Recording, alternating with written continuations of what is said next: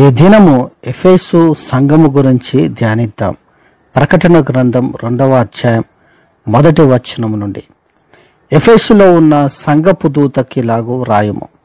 7 నక్షత్రములు తన కుడి చేత పట్టుకొని 7 దీపస్తంభముల మధ్య సంచరించువాడు చెప్పు సంగతులెవనగా, నీ క్రియలను, నీ కష్టమును, నీ సహనమును నేను ఎరుగుదును.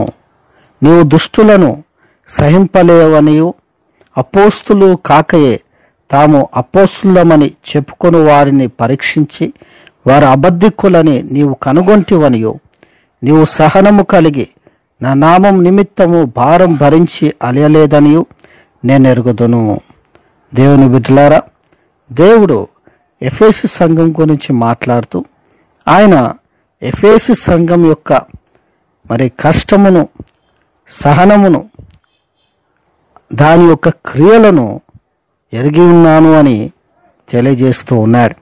నిజముగా దేవుడు మన యొక్క సమస్తమును తెలుసుకొని ఉన్నాడు.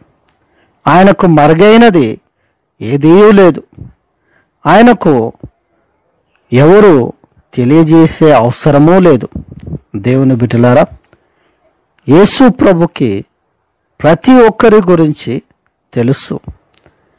అందుకే సంఘము గురించి ఆయన ఏమంటున్నాడంటే, నీ క్రియలను, నీ కష్టమును, నీ సహనమును నేను ఎరుగుదును.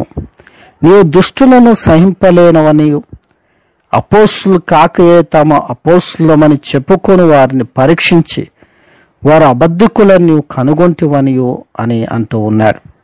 నిజముగా ఎఫెసు సంఘము దేవుని కొరకు చాలా కష్టపడిన సంఘముగా, సహనము కలిగిన సంఘముగా, దేవుని కొరకు అనేకమైన కార్యాలు చేసిన సంఘముగా మనము చూస్తూ ఉన్నాం. అంతేకాదు దేవుని బిడ్డలారా, దుష్టులను సహించకుండా, అంటే ఏమాత్రము కూడా సంఘములో అపవిత్రతను ఒప్పుకోకుండా, దుష్టులను సమీపింపనీయక దుష్టులకు దూరముగా ఉన్నట్టుగా మనం చూస్తాం.